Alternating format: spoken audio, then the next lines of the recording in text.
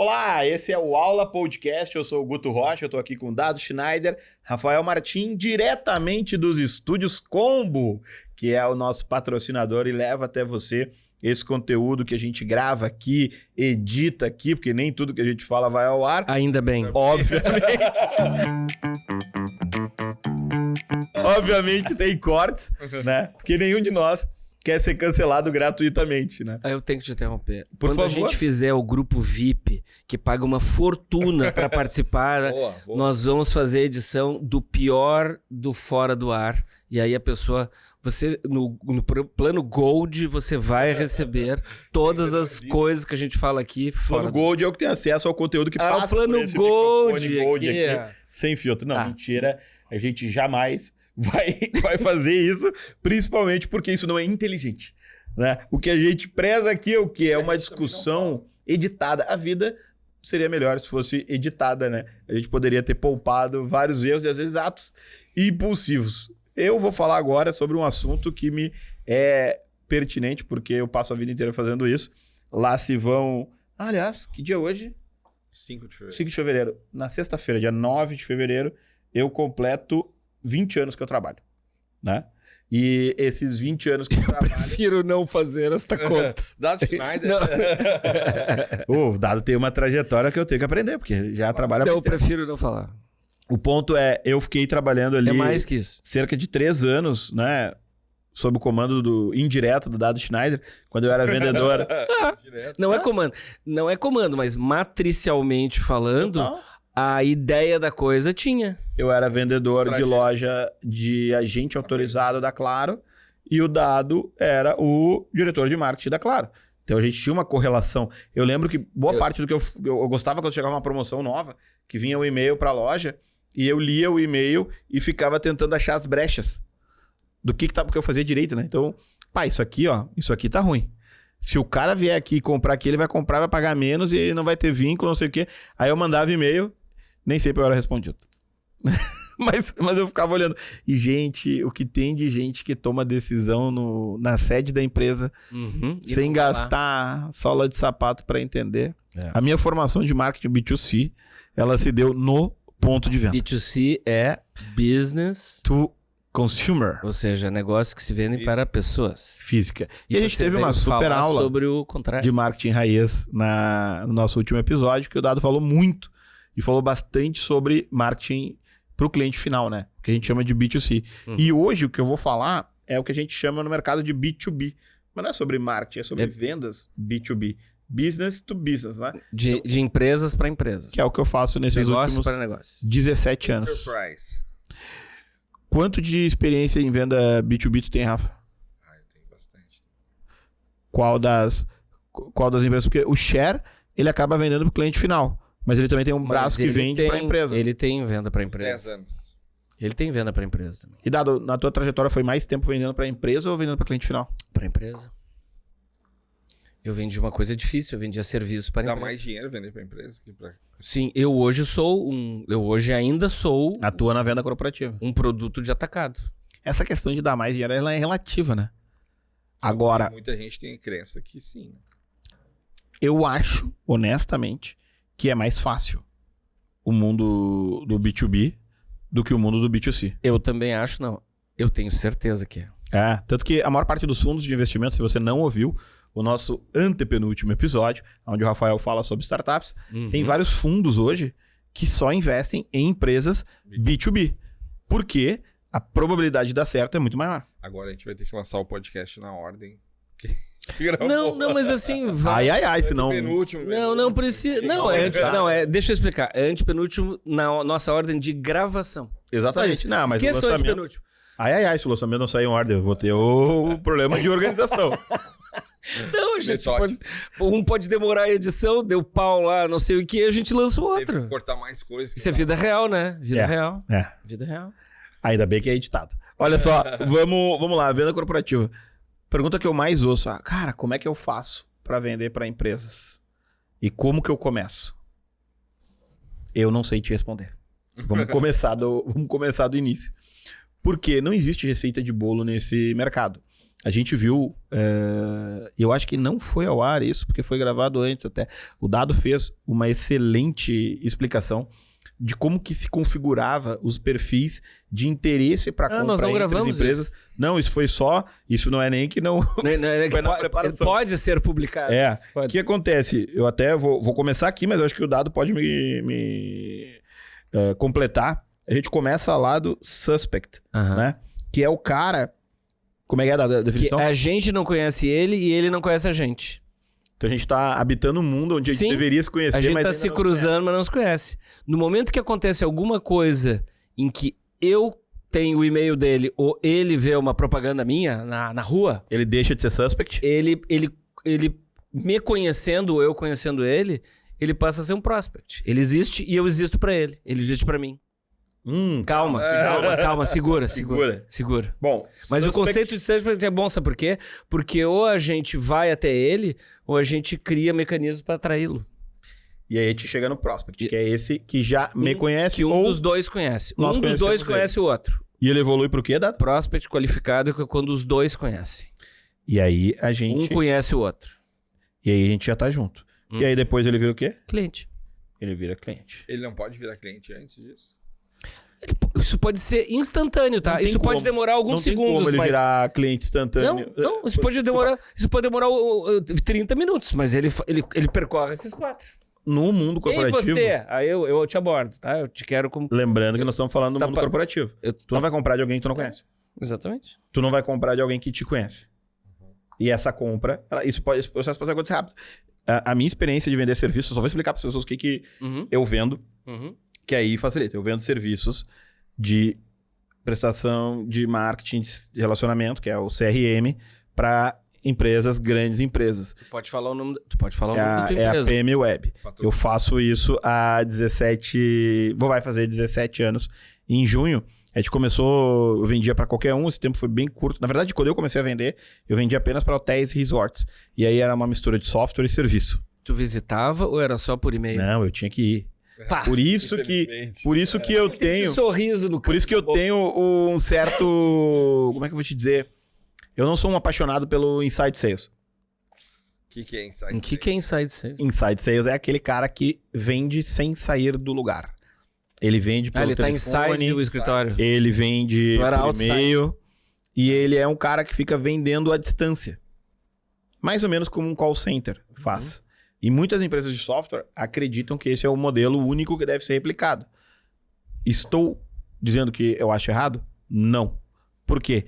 De acordo com o custo daquela venda, de acordo com a receita que pode ser calculada por aquele cliente, muitas vezes é inviável tu ter uma equipe de campo que vai visitar esses clientes. Não é escalável. É assim, ó, escalável sempre pode ser escalável. Isso é uma piada interna, pessoal. Eu tô sempre com... Tem a palavra escalável. Claro que é escalável. A venda... Vou dar um exemplo para vocês. A Coca-Cola ou a Ambev, eles têm equipe de venda de campo. Então, eles vão em todos os pontos de venda visitando. Durante muito tempo, essa era a única maneira de se vender. Hoje, tu pode comprar pelo telefone, que já existe há um certo tempo. Como diz o pessoal da Walgreens, que é uma rede de farmácia muito grande nos Estados Unidos, a líder de mercado. Numa palestra que eu assisti em 2012, 2013, eles falaram, a gente é o Mini-Channel desde que a gente comprou os primeiros equipamentos do Graham Bell. Né? E passaram a vender pelo telefone. Muito bom. E aí, tu poderia vender pelo telefone. Só que tu tinha que ter o ato de querer ir comprar. E aí tu ligava pra comprar. Depois tu passou a poder comprar pela internet. E aí tu tinha que digitar lá no CPU. Depois tu poderia comprar no mobile. Agora tu compra nas ferramentas de mensagem pelo WhatsApp. Mobile. Exatamente. Então tu tem várias ondas de abastecimento. E aí aquela relação individual, ela perde a necessidade transacional, mas ela mantém a relevância da interação da marca com o seu cliente, que não é o consumidor. E isso tudo é complexo. E por isso que existe tanta solução e tantos meandros nesse meio. E não dá para dizer que tem uma solução única. Mas o que eu acredito, que eu pratico, é essa relação direta. Por isso que eu sofri tanto na pandemia. E eu imaginei, cara, não tem como eu fechar negócio assim. sem ver as pessoas? Como é que tu vai te comprometer e colocar tua Aí credibilidade inventaram o Zoom. à disposição? Aí Mas tu- já existia, né? Sim, eu tô dizendo Já inventaram, não. O existia. Zoom já existia. E eu não sei se a gente só fez negócio naquela época desse tamanho de negócio de milhões de reais de prestação de serviço envolvendo, Chama de enterprise. que são entre grandes companhias, né? Só fiz porque era a única maneira de fazer. Hoje, alguns negócios recentes que a gente fez muito grandes, eles tiveram, acho que, uma reunião depois que estava decidido, presencial. Mas eu não sei se os próximos negócios vão ser todos dessa maneira. Principalmente porque para vender para empresas, a gente tem que lembrar que sempre são pessoas que trabalham nas empresas. Tava só esperando tu dizer isso, que E o business to business tem... business to business tem esse... é diferente. Não é diferente, é uma pessoa que compra, uma pessoa que vende. Não, mas é diferente do B2C. Eu tô fazendo teu papel aqui, eu sentei... A cadeira da provocação. É. É diferente. É diferente e é lindo, sim. Eu adoro, sou apaixonado. Primeira coisa, eu acho que é importante quando a gente olha lá naquela questão de suspect, prospect, o prospect qualificado e o cliente, a gente tem que entender que muitas vezes, quando tu faz uma venda única, termina aqui no cliente, né? Uhum. Fiz uma venda, acabou aqui. Algumas empresas se comportam dessa maneira. O certo é entender que a venda não é o fim. A venda é o início de uma relação. Uhum. E aí, tu começa a entender os vários meios de venda que existem. E existem empresas que se dividem com executivos de venda, os vendedores, e os executivos de atendimento. Qual que é a diferença? O executivo de venda, ele vende para clientes novos, tá? E o executivo de conta, ele atende esses clientes novos. Uhum. Agora, tem empresa que não trata dessa forma. Tem empresa que divide o mercado e aí passa por essas estratégias de marketing Uhum. de empresa para empresa, que é definir qual mercado que a gente vai endereçar. Vamos fazer aqui um exercício pegando como base o Estúdios Combo, que é um estúdio de podcast. Sou a empresa que representa os microfones e eu quero vender para todos os estúdios. Como é que eu vou dividir o mercado? Bom, eu posso dividir o mercado de forma geográfica. E eu vou ter uma pessoa que vai ser responsável por atender todos os estúdios de podcast que ficam no Rio Grande do Sul. Beleza. Eu vou saber quantos estúdios existem.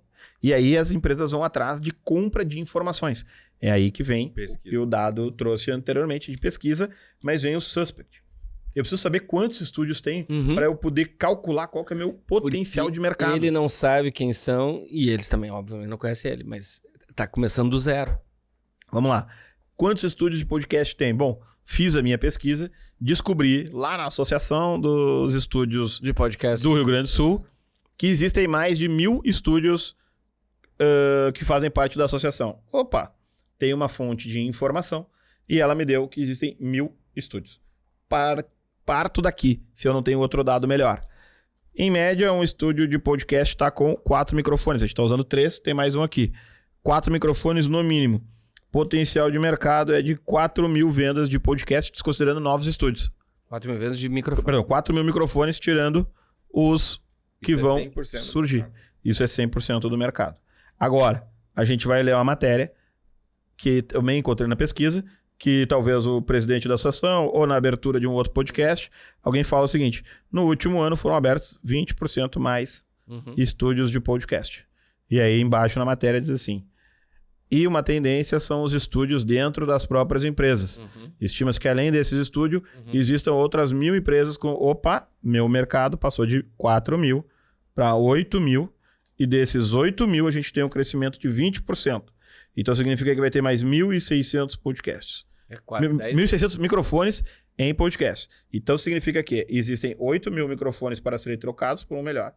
E existem 1.600 novos que podem começar com o melhor. Meu mercado endereçável aqui é de quase 10.000 microfones somente no estado do Rio Grande do Sul. E a partir daí eu posso começar a me planejar. Porque a primeira coisa que eu fiz foi entender o meu mercado.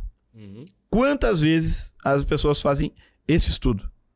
Na maior parte das vezes, são poucas. Isso que é um estudo quantitativo. Exatamente. A gente está fazendo isso aqui de forma empírica, Mas assim, chutando informações. É basicão. E é quantitativo, mas tá lastreado em pesquisa.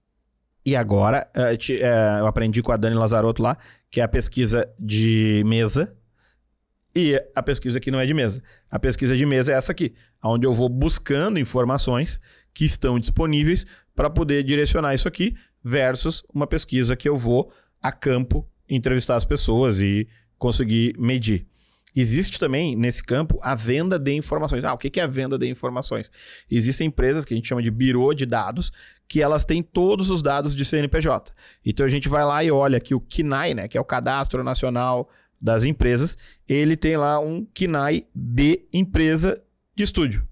E eu descubro que existem no Rio Grande do Sul 7.000 empresas com CNPJ de estúdio. Eita!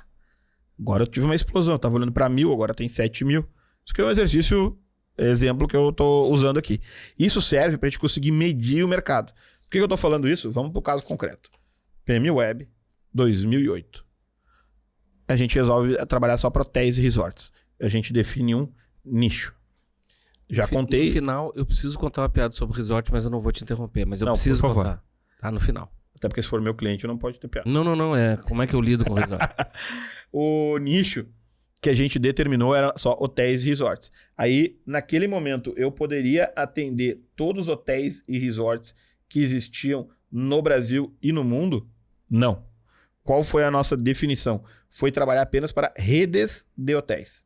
Redes de hotéis, tá? Por quê? Porque a rede de hotel, ela tem mais hotéis, ela tem mais capacidade de investir em marketing do que um hotel independente. Venda para um que tem uma rede. Exatamente. Então, era redes de hotéis, eram resorts, que por característica são hotéis muito grandes. Às vezes, um resort tem mais quartos Do que uma rede. do que uma rede. Uhum. Aqui eu tenho que fazer um parênteses. Eu já vou contar como é que eu cheguei nessa estratégia, mas uma vez em Las Vegas, viajando com um grupo de clientes, uma das nossas clientes pergunta para PhD, que foi convidada por uma empresa de software a fazer uma apresentação para nós dentro desse resort. Esse resort chama Venetian. E ela pergunta assim, o hóspede que entra sem reserva e pede para fazer uma reserva no balcão, que no linguajar da hotelaria é chamado de walk-in, ele é relevante para vocês? Aí a executiva do hotel fala, não, para nós é irrelevante. A gente vende no máximo 250 quartos por dia. Irrelevante. Eles tinham 7.000 apartamentos. 250 quartos, para ela, é um canal irrelevante. Só que a rede de hotéis da pessoa que perguntou não tinha 200. Então, como as proporções fazem totalmente diferença nisso. Mas vamos lá. Redes de hotéis, resorts e grandes hotéis, né? Hotéis que tinham capacidade financeira de investir. Aqui a gente definiu o nosso mercado total endereçável. São as empresas que poderiam comprar da gente naquele momento. Onde que eu fui buscar informações? Rede de hotéis. Tem o FOB, Fórum dos Operadores Hoteleiros do Brasil. Resorts tem a ABR, Associação Brasileira de Resorts, também conhecida como Resorts Brasil. Então, eu conseguia saber exatamente qual que era o meu mercado endereçável. E aí, dado todos esses caras que faziam parte desses mercados, o que eles eram meus? Suspects. Porque, embora eu não soubesse quem eles eram, Nem eles te conheciam. nem eles me conheciam. E eu precisava evoluir eles todos para prospect. Eu pego a listagem de todos os Ou sócios. ele vai te conhecer, E aí eu ou viro. tu vai conhecer eles. Eles viram imediatamente meus prospects. Porque agora eu já conhecia todos os eles. E eu sabia quem eram os meus prospects. Meu desafio era fazer eles me conhecerem. E aí vem um pouco do que a gente aprende no mercado B2B.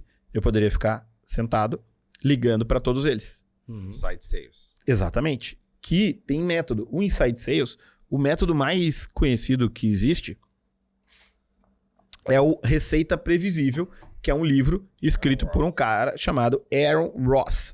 O Aaron Ross, ele trabalhava numa empresa de software chamada Salesforce e ele criou um método de venda para empresas que não eram a enterprise, que não são as grandes empresas, são as empresas menores, e ele via que gastar o tempo do vendedor para vender para clientes que ainda nem sabiam se queriam ou não, era gastar um recurso caro, que era o horário daquele vendedor, e que tu não ia ter sucesso. E que nem sempre um bom vendedor é um bom cara para criar uma oportunidade de negócio. Porque ele é bom para fazer o fechamento daquele negócio. E aí, mais um termo em inglês, o pessoal fala, o cara é bom de closing, mas ele... Fechamento.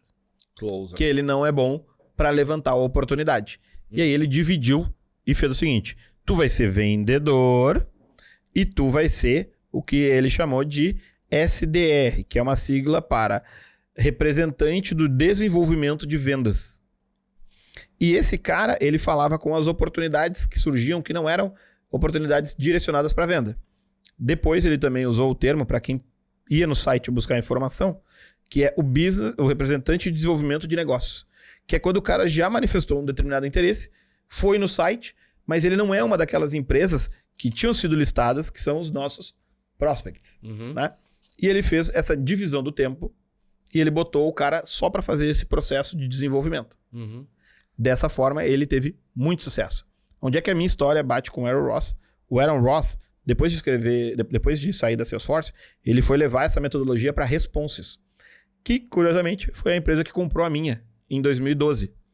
Então, eu fui treinado pelo meu amigo Andy Champion, lá da Inglaterra, que era o responsável por treinar novos mercados, pela teoria do Aaron Ross. Que legal. E aí eu posso dizer para vocês que não funcionou em nada. Por quê? Porque não era exatamente... Não o quê? Não funcionou em nada, porque não era exatamente o modelo. E assim, a tecnologia do Aaron Ross funciona pra caramba. Ela é muito boa. Só que a gente falou em alguns outros podcasts atrás que toda metodologia precisa ter um contexto atrelado. Se tu tira o contexto atrelado da metodologia, não funciona de nada. Né?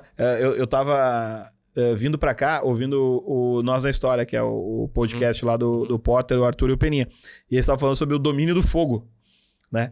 Quantos milhares de anos se levou pra dominar o fogo? Hoje a gente vai lá e acende um fósforo. Ou o isqueiro. E tá tudo resolvido. O ponto é, as metodologias construídas pra lá, tiradas do contexto, não fazem nenhum sentido. Mas na última semana, eu também assisti o Sociedade da Neve. Do Roberto Canessa e Fernando Parrado, que foram os dois caras que saíram caminhando. São um dos sobreviventes do acidente dos Andes. Belíssimo filme, espero que ganhe o Oscar. Né? Para aqueles caras, naquele contexto, vários dos aprendizados de milhares e milhares de anos atrás faziam sentido. Porque era uma metodologia atrelada a um contexto totalmente diferente, mesmo sendo ao mesmo tempo. Por isso que quando você lê um livro de metodologia, não se apaixone pela metodologia. Lembre-se que você trabalha para o cliente. Por que não funcionou o dado? Naquele momento que eu estava vendendo para Enterprise. Mas a gente já chega lá. Vamos voltar aos hotéis. O que eu precisava fazer? Eu precisava ser notado por todos esses clientes. E aí eu comecei a escrever notícias e eu conversava com as pessoas, pegava o cartão delas e botava na nossa base de dados. Na verdade, quem botava era a Cris, que trabalhava comigo. Eu chegava de viagem, entregava os cartões para a Cris colocava no nosso sistema. Esse sistema, a gente puxava esses dados, colocava na nossa ferramenta de disparo, que era uma ferramenta própria, e eu mandava o conteúdo para eles. Para fazer isso, eu tinha que escrever no nosso site. E aí lá eu disparava e eu ficava monitorando quem lia e quem não lia. O Rafa falou da RD Station há um tempo atrás aqui no podcast. E eles trouxeram o conceito lá da HubSpot para o Brasil. E isso nada mais é do que o pessoal chama de inbound marketing. Que o inbound é aquele que que o cliente acaba vindo para nós. Como é que se faz isso? Com conteúdo. Atraindo as pessoas. Naquela época, eu não sabia desses conceitos. Eu só sabia que eu precisava ser notado. Bom senso. Exatamente. Eu precisava ter os dados dessas pessoas. Como é que eu pegava? Era o opt-in era presencial. Tá aqui meu cartão, tu me dá o teu? Ah, tá, beleza. O cara me deu os dados dele de forma consensual. Aí eu colocava ele na base de dados. Eu monitorava cada um dos e-mails e eu sabia cada uma das pessoas que clicava em cada uma das notícias e eu conseguia saber quantas vezes ela clicava em cada notícia. Usando bom senso, se uma pessoa clicou 5 vezes na mesma notícia, o que isso significava? Que ela tá muito interessada. Não, que ela tinha encaminhado aquele e-mail para mais pessoas. Porque ninguém vai clicar 5 vezes na mesma notícia. Eu clico. Eu clico também. não na mesma hora. A exceção justifica a regra.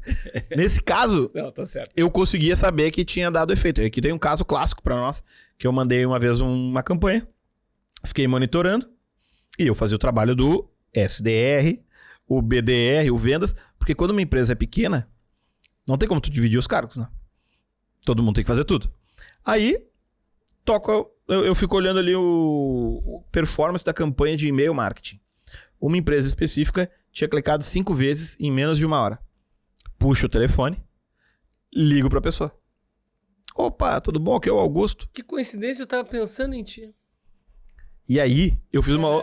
Filho da mãe. Eu fiz uma outra coisa. Eu falei pra ela o seguinte, eu aqui em Porto Alegre, né? Sabe que eu tô com uma viagem marcada pra Fortaleza? E vou fazer escala em São Paulo. Não, eu tava pensando em visitar vocês. Tu pode me receber? Aí ela, claro! Quando que tu vem? Então, aí eu tive que pensar naquela hora qual que era o intervalo de tempo ideal entre eu conseguir comprar uma passagem pra Fortaleza e conseguir marcar outras reuniões que justificasse eu sair daqui até Fortaleza. E aí eu, sei lá, 15 dias pra frente. Ah, beleza, vou marcar. Tá. Aí eu tava com a visita marcada. E aí agora eu tinha que arranjar outras visitas pra conseguir marcar e dar certo. Consegui, fui pra Fortaleza. E aí eu já assistia palestras do Dado Schneider e eu sabia que não bastava eu ir lá fazer a reunião e não entender o entorno. Aproveitei, um grande amigo meu estava por lá, o Rafael Cabral, hoje mora em Brasília. E eu, vou ficar na tua casa, cara, no fim de semana. E o cliente em questão era o Beach Park.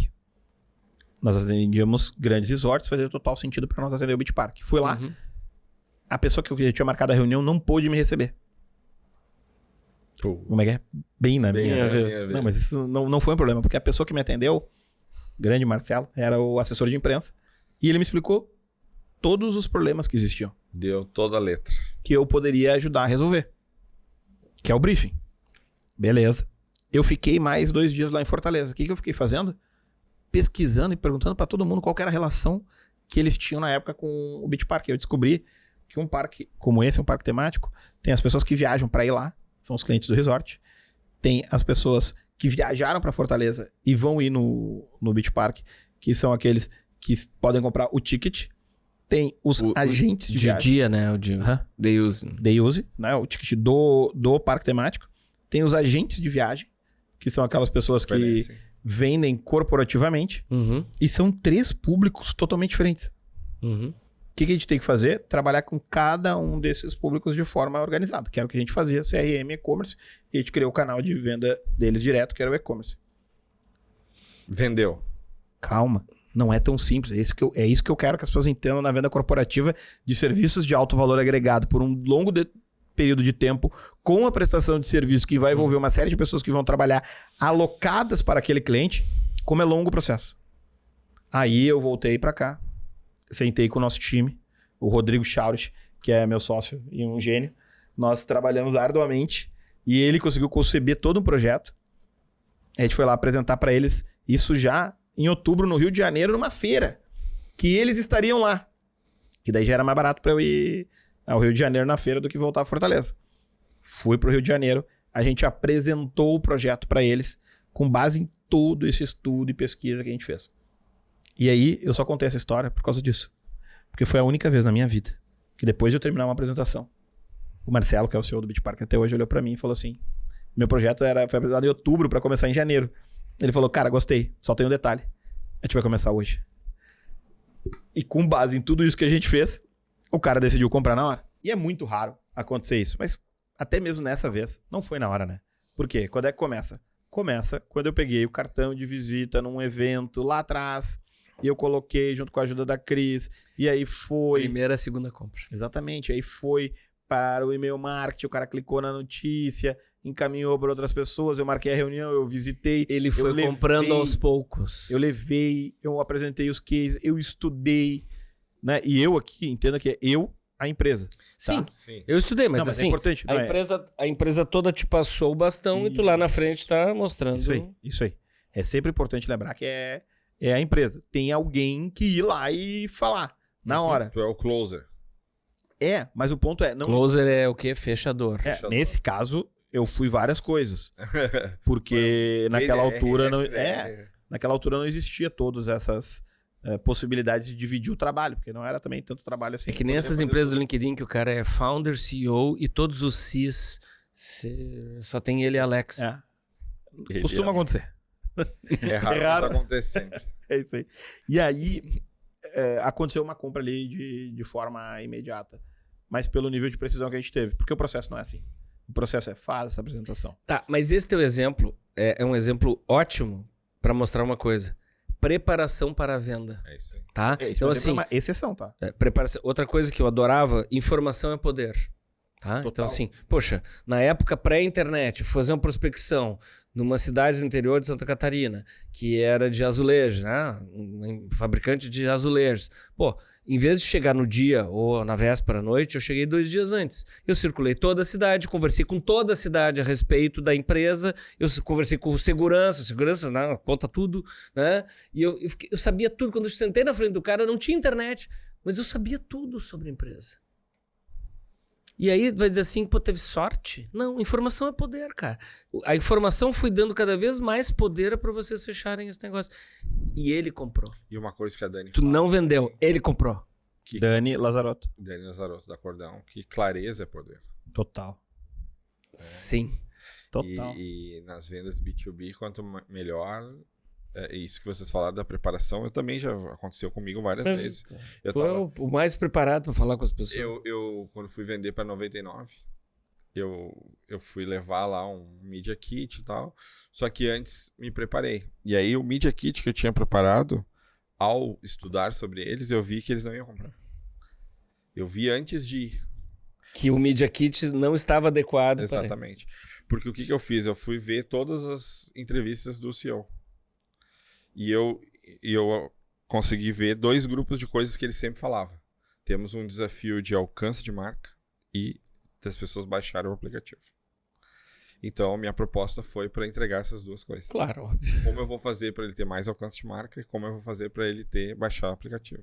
Porque as outras coisas que eu ia falar também eram importantes, mas não era o que ele queria fazer naquele momento. Então, eu falei, cara, vamos fazer isso, isso e isso. Porque com isso a gente acredita que vocês vão ter mais alcance de marca e a gente vai ajudar vocês, as pessoas a baixarem mais o aplicativo. E aí a venda ficou mais fácil, né? Porque eu entreguei exatamente o que o cara estava precisando. Isso é muito importante. Quando a gente olha em vendas corporativas, entender. E eu fechei a venda. Muito bem. Que o cara não tá predisposto a comprar o que tu tá vendendo, né? Ele quer comprar o que ele precisa. Para resolver os problemas que ele tem. E isso é totalmente diferente. Eu acho que às vezes ele quer comprar o que ele quer.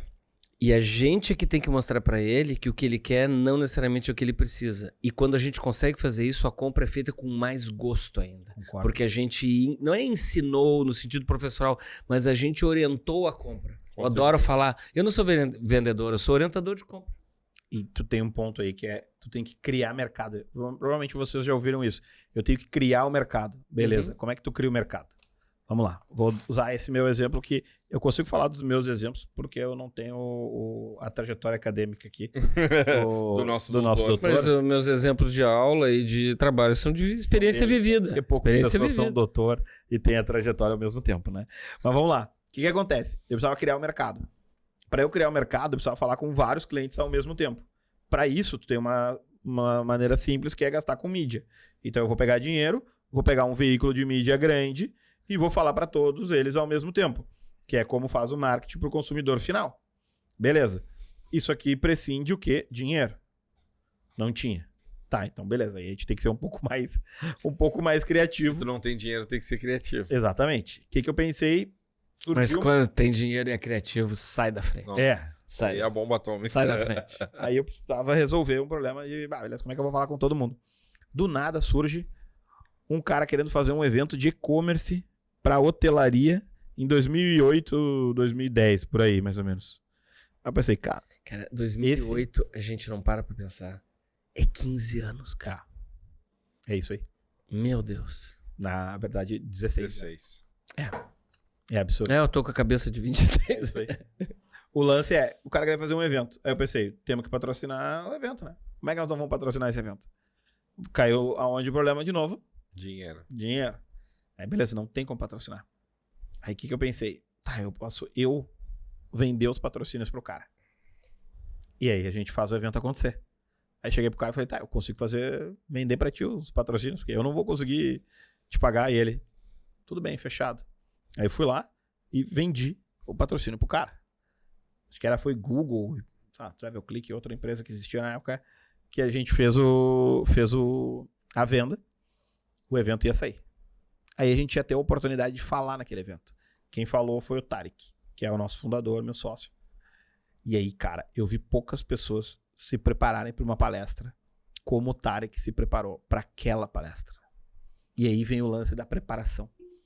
A gente não só... A gente criou uma campanha interna. A gente mudou o posicionamento. A gente usou aquela... E aí o Lee... Fazer uma parênteses. O Lee Peterson, da WD Partners, na NRF, ele fez uma palestra e ele citou um grande pensador da atualidade chamado Wiz Khalifa, o rapper. Sim. E ele falou o seguinte: você não faz a sua melhor performance na primeira chance, na segunda chance ou na terceira chance. Normalmente você faz a sua melhor performance na sua última chance. Na última? Achei que era a única chance. Única chance. É? Né? Mas o ponto é a última chance. Eu te atrapalhei. Na última chance. Exatamente. Tá. Mas o ponto é, aquela ali era uma oportunidade que a gente não ia ter outra. Sim, às vezes a única é a última. E a gente precisava Por aproveitar. isso que quando a construção da frase eu achei que ele ia terminar com única. E na época, existiam mais companhias aéreas no Brasil. Então, dava pra ir a São Paulo pagando R$150 da passagem. Uhum. E a gente foi em muitas pessoas da PM Web. Nós estávamos lá. Não tinha stand, tinha uma mesa só. A gente tava lá. Tava uniformizado. E o Tarek treinou absurdamente pra dar aquela palestra. E cada slide, hoje a gente chama de copy, né? Cada parte de texto que era falada tinha como objetivo criar um mercado para nós. Porque aquelas pessoas que estavam sentadas ali eram os nossos prospects. Uhum. Porque a gente sabia que eles eram nossos clientes-alvo, mas eles não nos conheciam.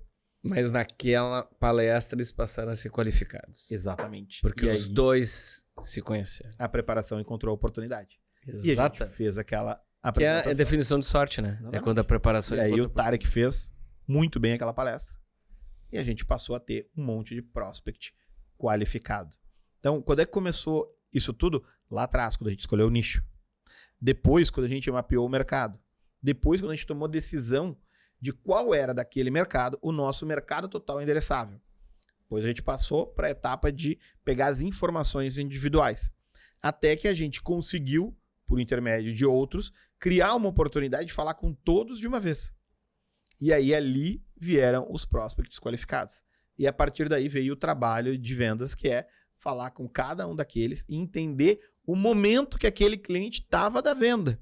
Porque não adianta eu querer que todo mundo compre ao mesmo tempo, porque as empresas vão estar em momentos diferentes. E aí eu tenho que entender qual que é o momento que eu vou vender para aquelas empresas. E aí, ao longo do tempo, a gente foi fechando com cada vez mais empresas, até o momento que a gente foi se planejar e a gente olhou e falou: desse total de mercado endereçável, a gente já tem uma fatia muito grande. Para a gente conquistar mais clientes, a gente vai ter que vender para as marcas que a gente já nos conhece, que já nos conhecem e que talvez não vão comprar da gente. Por vários motivos. Então, se eu quiser crescer a companhia, eu vou ter que ir para outro mercado ou ter mais produtos à venda. E isso foi acontecendo ao longo do tempo. Por que eu trouxe esses exemplos aqui? Para desmistificar algumas coisas no processo de venda B2B. Como é que a gente sabe que não dá para investir numa empresa, Rafael? Quando tu pergunta pro cara para quem ele vai vender e ele responde para todo mundo. Quando é para todo mundo, ninguém compra. É porque a comunicação dele tem que ser direcionada para isso, né? Uma coisa que o Pablo Romero, da Severo Romero, nosso colega, nosso investidor, ele vende, né, para Enterprise, e ele fala muito que a venda Enterprise B2B é relacional. Tu concorda? Vocês concordam? Eu ia puxar um assunto por aí, mas já puxou. Não precisei nem dar o gancho, tá? É. Às vezes a gente combina o que a gente vai falar aqui, às vezes Não, às vezes é 90% a gente não combina. não combina. Eu acredito fundamentalmente no método de venda por relacionamento. Principalmente quando as transações são muito grandes. Atenção, relacionamento no passado era hahaha, eu tenho jeito com pessoas. Não, relacionamento é conhecer a pessoa com quem vai se relacionar, entender e direcionar o discurso da melhor forma para tornar aquela relação agradável e que a pessoa sinta vontade de comprar. Não é eu sou bom com pessoas, não é relacional. diz Tem o gente Bush, que acha que é isso. Como diz o Bush, é ser interessante ao invés de ser interesseiro. Exato. E eu acho que é importante aqui ter uma visão de credibilidade. Às vezes o cara não é bom com pessoas. Uhum. Ele Sim. não é um cara Ok, que mas tem. senta e é Mas tem. simpático, falastrão e tal. Não, Mas ele- falastrão não é. Mas ele tem, Não é o bicho. mas ele tem credibilidade.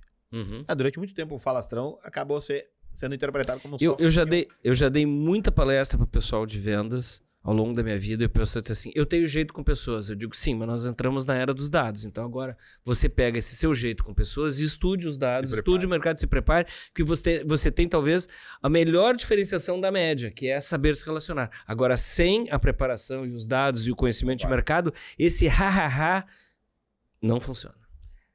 Não funciona mais. Funcionou até aqui.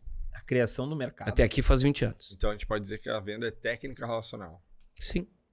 É que a venda, ela pode não ser relacional, tá? Sim, ela pode não ser relacional. Tudo depende do que tu tá vendendo e por quanto tempo tu quer manter aquele cliente. Vamos dar um exemplo. Se tu tá vendendo brindes e tu quer comprar brinde de forma pontual, tu não precisa ter uma empresa que é tua parceira, que tu te relaciona um tempão. Vai tropeçar numa empresa. Tu vai achar um cara lá que vende o brinde pelo preço que tu quer e tu compra, tá? Mas se tu compra alguns serviços recorrentes, como é o caso dos meus clientes que têm parceiros de serviços de CRM de forma recorrente, tu não vai comprar algo e encerrar ali. É como se fosse um casamento. Tu vai conviver com aquela empresa e ela vai ter fator determinante no teu sucesso ou fracasso durante anos. E o relacionamento vai durar durante muito tempo. E tu vai estar junto com aquela empresa. Então, o cara que está tomando a decisão, né, a executiva que está ali avaliando, ela não vai avaliar somente as partes boas ou somente o preço e tal. É um relacionamento que vai durar. Então, para isso, é importante tu conseguir emprestar essa credibilidade. E reputação empresarial, muitas vezes, é subestimada pelas empresas que estão entrando no mercado. Porque elas são tão focadas na capacidade de performance que elas podem entregar, que elas esquecem o quanto que a reputação de consistência ao longo do tempo na entrega é relevante para quem está do outro lado tomando uma decisão. O cara vai tomar uma decisão para a empresa dele que vai ser usufruída ao longo de 12, 24, 36 meses com uma outra empresa. De um lado ele tem um cara que tem uma alternativa ali que é nova, que tem muita vontade de fazer acontecer, mas não tem um repertório. E do outro lado ele tem alguém que tem uma consistência de tomada... Histórico. E aí eu já tive nos dois lados, né? Uhum. Não o de comprar, Eu também. mas o de vender. Uhum. Aí o argumento é ser usado por esse E é muito difícil. diferente do outro. É muito difícil. As duas posições, né? Tu vai entendendo um pouco a complexidade das empresas e o quanto que as grandes empresas, elas não têm a complexidade como um defeito. A complexidade é uma qualidade. Às vezes ela pode atrapalhar. Mas muitas outras vezes, tu quer uma empresa que tenha a capacidade, a robustez de ser complexa. Porque problemas complexos, soluções complexas. Não é minha essa frase, tá? Mas eu não sei de quem é, mas eu uso a vida toda. Ela não trabalha assim porque ela é grande. Ela é grande porque ela trabalha assim. Às vezes a gente vê muito questionamento, principalmente no universo das startups. Empresas lentas, empresas não sei o quê. Cara, uma empresa pode ser grande, complexa e não ser lenta. Assim como uma startup pode não tomar decisão nunca. Uhum. Inclusive, agora a gente falando sobre isso, eu lembrei que eu fui há umas 3 semanas atrás na palestra de um amigo nosso aqui, Beto Sirotsky, da Bipool, e ele trouxe o conceito de EGM, né, que é Enterprise Gateway Marketplace. Justamente O que quer dizer isso? Quer Eu me dizer, perdi no meio. são empresas que têm a relação com as grandes empresas, já passaram pelo compliance, pelo compras, pelo jurídico e tudo, e oferecem serviços diversos para essa empresa, para que quando essa empresa... A reputação não é da que vai prestar serviço, a reputação daquela que intermedia. E a relação, né? Então, por exemplo, o cara quer contratar um cara daqui 2 dias num modelo tradicional... Indicado por ti, qualquer um serve porque eu confio em ti. É isso aí. Então, essa é uma tendência forte também, segundo ele. Eu depois li sobre isso, realmente é uma tendência forte. É E de escola, G de gato e M de Maria. EGM, Enterprise Gateway Marketplace. Então, são empresas que vão ser marketplaces de serviços para grandes empresas. Olha que interessante esse exemplo. O Rafael assistiu essa palestra. Ele não conhecia esse contexto, esse conceito. O cara que fez a palestra, ele é o vendedor dessa solução. Então, ele, através de uma estratégia de conteúdo, apresentou para uma série de potenciais clientes, os prospects, pensar nisso. o que ele mostra que é uma tendência. Casualmente, a tendência que ele aponta é a solução que a empresa dele vende.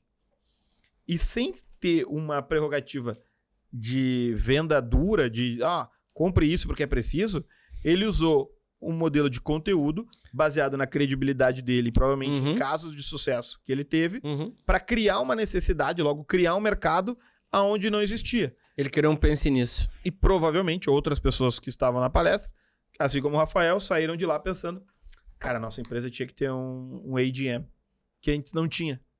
Ele criou o mercado dele. Exatamente. Isso é uma excelente maneira de fazer vendas corporativas. Tu ganha pelo conteúdo.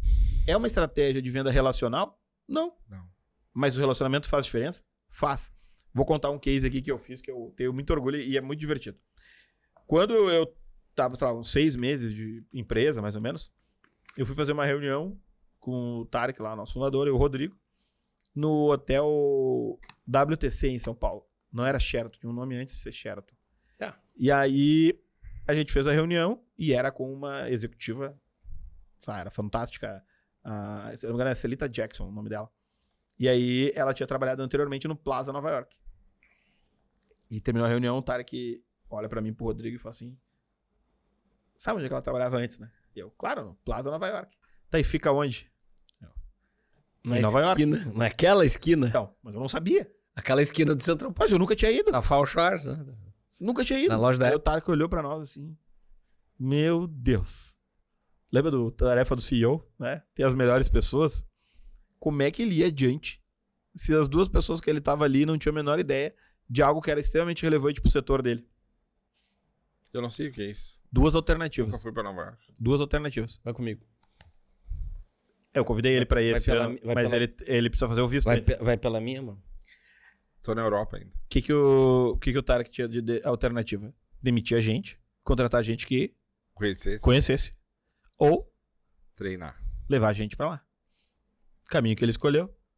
2 meses depois, chega no meu e-mail uma passagem. Nova York.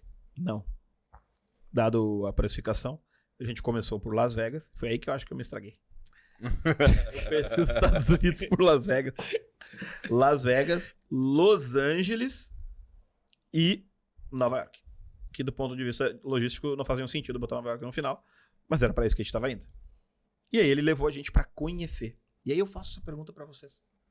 Quantas vezes a gente tá investindo na nossa equipe a ponto de pegar os caras e ficar 10 dias com eles nos Estados Unidos pra conhecer as coisas? Foi isso que o Tarek fez comigo e com o Rodrigo. Pra gente conhecer, criar a necessidade de se importar pelas coisas e pesquisar pelas coisas. Quando eu tava lá, eu fiquei pensando, tá, beleza, já sei. Vou fazer um resumo, vou voltar pra casa e vou de cliente em cliente explicar as coisas que eu tinha visto e por que eles deveriam contratar os nossos serviços por causa dessa minha experiência. Primeiro, segundo que eu fui, eu vi que não ia dar certo, mas de jeito nenhum. Não tinha a menor hipótese de eu chegar pro cara, chegar pro cara e o cara entender o que eu tava falando. Porque a realidade que eu tava falando naquele momento era tão distante que eu não ia conseguir traduzir pro cara. Dissonância, né? Provavelmente porque eu não tinha habilidade pra isso. O que eu pensei? Só tem uma maneira de resolver isso aqui, Dado. Levar os caras pra Levar Nova York. todo mundo pra Nova York.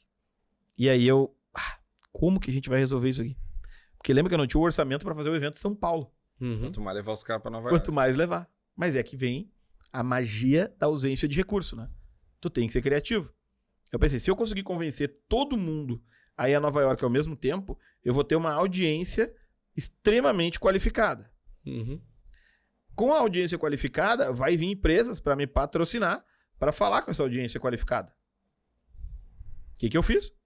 Montei a experiência. Consegui convencer as pessoas.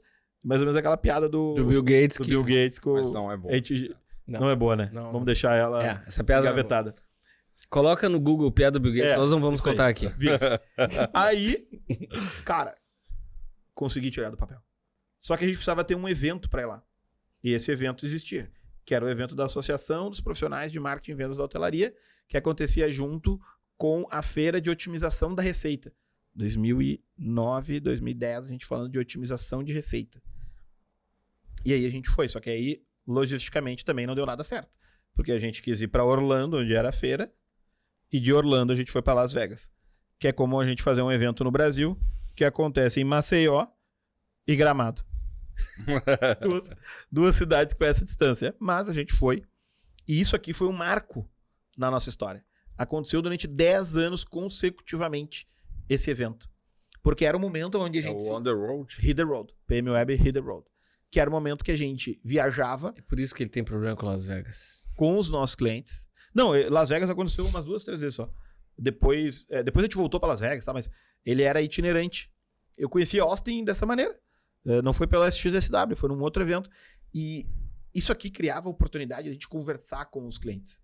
E os clientes nos conheciam, porque tu pode conseguir ser uma pessoa diferente de quem tu é durante 1 hora, 2 horas numa reunião. Mas não viajando. Mas não durante 10 dias. Em algum momento tu vai perder a paciência, em algum momento tu vai improvisar. Tem histórias maravilhosas. Tipo, meu inglês ainda é muito aquém do que eu gostaria que fosse. Mas naquela época, ele quase não existia. E a gente tava ali, a gente chegou em Las Vegas. O Tarek olhou pra mim e falou assim, a gente vai chegar tarde no hotel, de Orlando pra Las Vegas. E eu sugiro que todo mundo vá dormir. Porque amanhã o dia começa cedo e tem a troca de fuso horário. Então, por mais que vocês ainda não estejam cansados, amanhã o dia começa cedo e vai ser duro. Cara, 20 e poucas pessoas que tinham chegado em Las Vegas pela primeira vez. Ninguém foi dormir, só o Tarek. E aí eu saí na rua, eu olhei, tinha uma limousine. Eu pensei, É agora. é hoje que nós vamos entrar nessa limousine. Chamei o cara da limousine, o cara não falava... Português. Obviamente, mas o inglês dele também não era tão bom. Eu acho que ele era asiático de algum lugar. Eu também não falava. Fizemos uma negociação, deu certo. Fazia 3, 4. Entramos todo mundo na limousine pra dar uma volta. E aí a galera olhava pra mim e falava, Augusto, pede pra aumentar o som. Cara, nunca tive nessa posição de pedir pra alguém. E eu pensei, mais é plus, som é sound. Eu falava pro cara, plus sound. Demorou um tempo, mas eu consegui aumentar o volume. Plus. E aí, velho, tu não tem como ser fake durante esse período. E foram várias. Eu, até hoje, participo desse tipo de missão, porque é a melhor maneira de tu conhecer pessoas. Quando tu conhece pessoas, elas pulam, muitas vezes, do suspect direto pro prospect qualificado. Uhum. E tu ganha tempo. E ao tu ter relacionamento, as portas costumam se abrir mais fácil. Mas não quer dizer que isso vai alterar o processo de fechamento.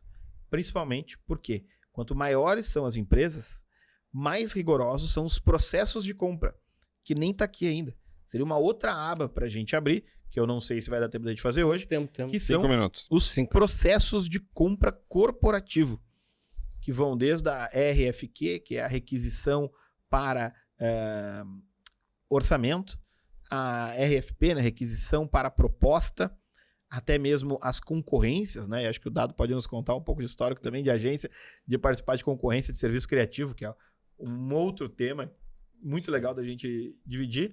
Mas o que eu quis trazer sobre vendas corporativas? Usar o método de ligar para quem não te conhece e tentar vender pode funcionar.